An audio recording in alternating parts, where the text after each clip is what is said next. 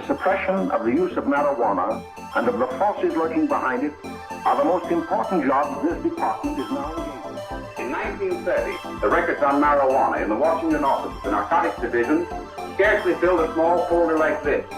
Today, they fill cabinets. Welcome, ladies and gentlemen, Coloradians and everyone that's smart enough to listen from the outside. It's one of the most amazing plants we've ever discovered. The pot party, the trippers, the grasshoppers, the hip ones, all gathered in secrecy and flying high as a kite. Wheaties! I got weed pots! All right, ready? Yep. 3. Welcome back, ladies and gentlemen, to another episode of Stoned Appetit with your hosts. As always, it's me, Kip, and across the screen from me, I got my boy, CB. How are you today, CB? Doing great. We're kicking off a new season in the new year. Yes, sir. Yes, sir. We're kicking it off over Zoom because of quarantine issues. Momo is getting tested to see if we're all clear on this side, but just to be safe, we wanted to do, we wanted to have an episode and we wanted to make sure that we crossed all the barriers. So we're playing it safe today, but we're fired up. It's a new season-ish or something. It's a new season. It's a new year.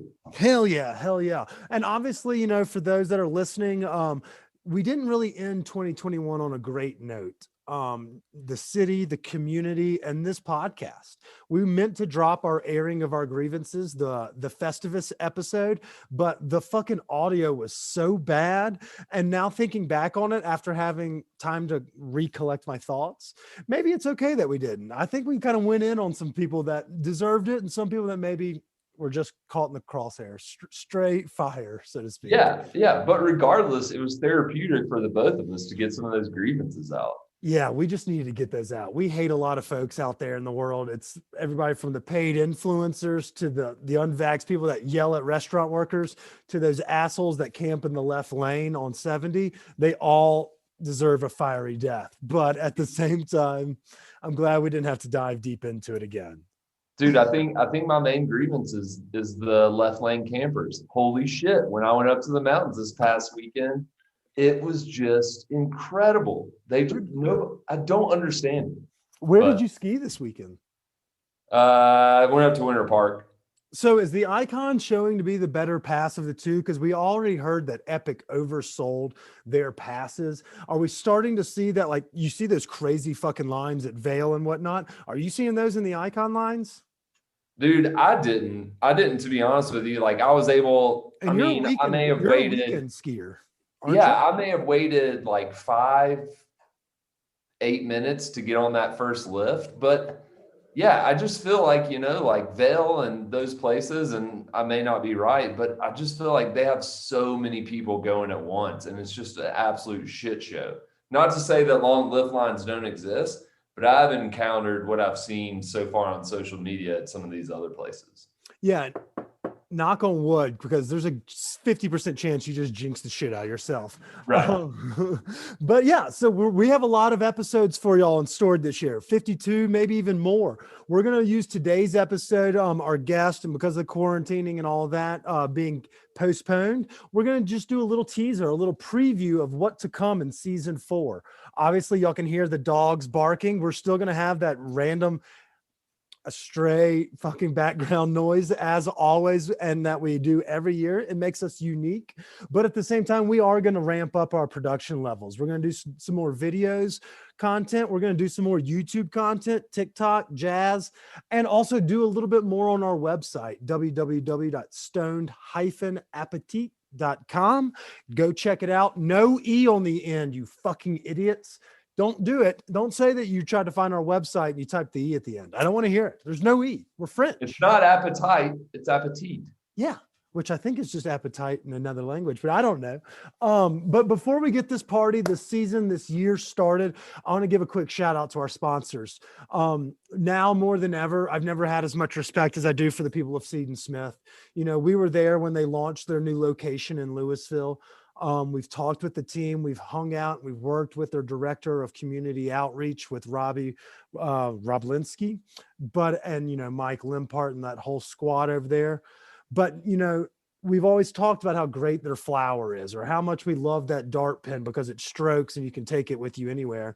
But, they put their money where their mouth is. We talk about community first. And after last week's fires that crippled the community, took 1,000 homes from, listeners of this podcast, friends of this program, folks that follow us on social media, it's heartbreaking. And so Seed and Smith stepped up to the plate. And so for those that are listening, they may have saw it on our Instagram, but they are currently doing a donations drive.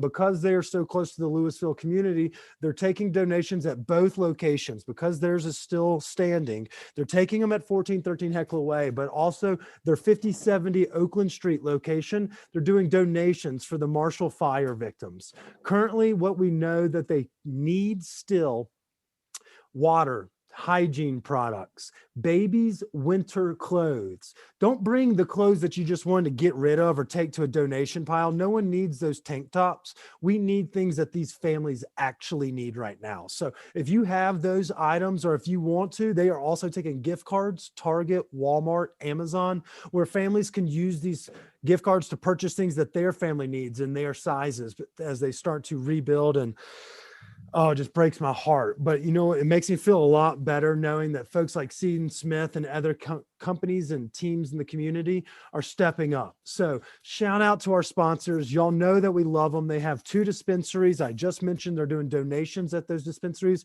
Well, the dispensaries are still open. So if you're looking for great tasting Doja, some of the best cartridges on the market, if you just want to buy your regular Ripples or Keef Colas, they got all of that stuff in their dispensary as well. But what they're doing in-house is exceptional.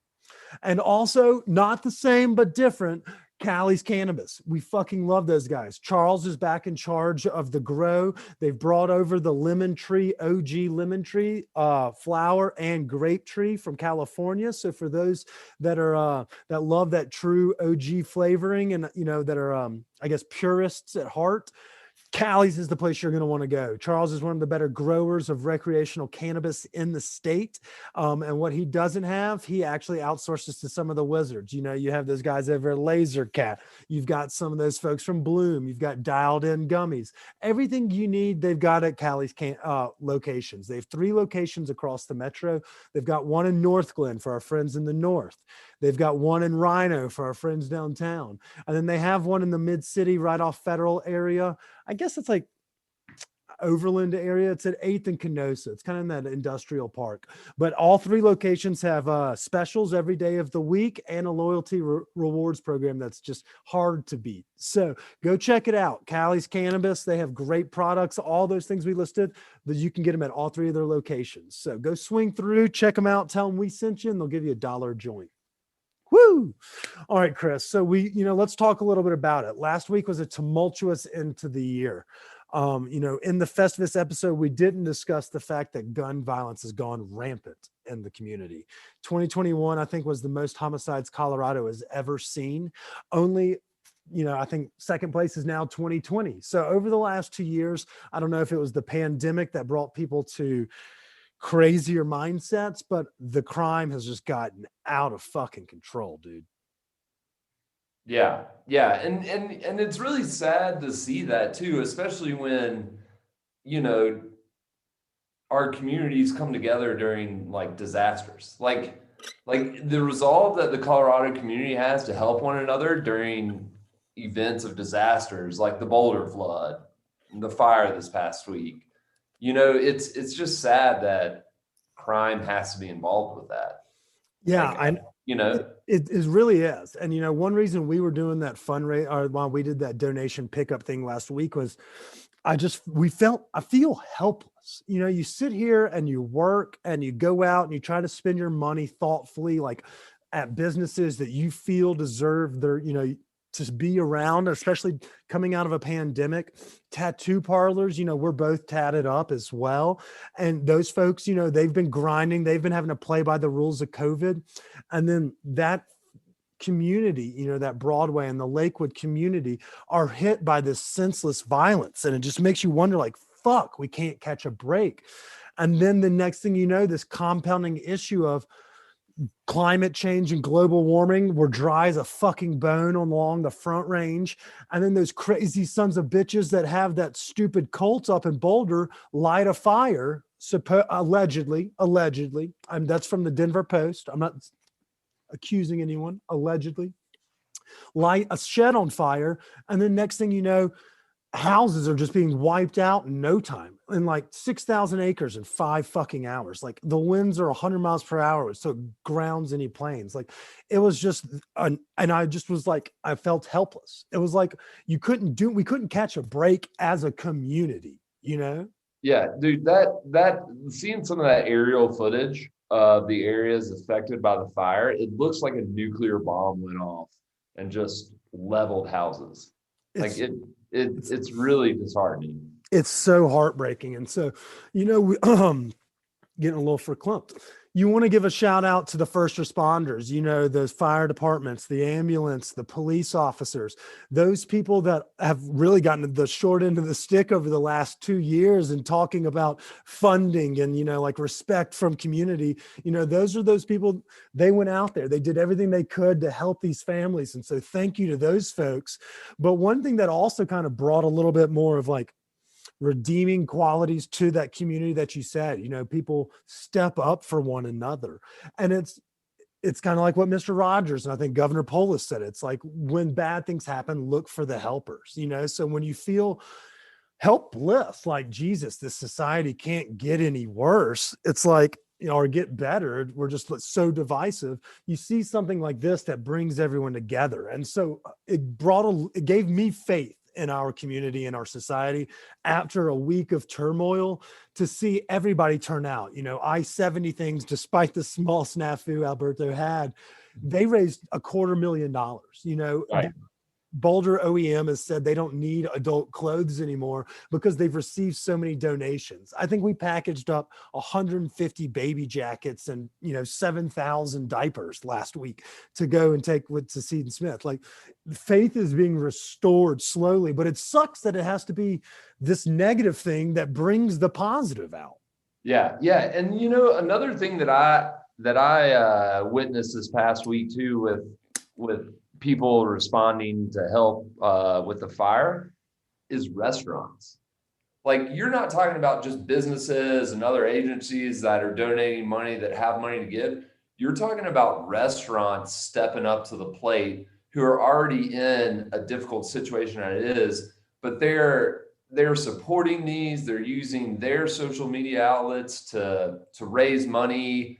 They're doing possible donations from dinners, things like that. And that's fucking incredible. And I think that's why you and I both really enjoy working with people in the restaurant industry and the hospitality industry, because like it doesn't get much better than those people caring for the community that they're in.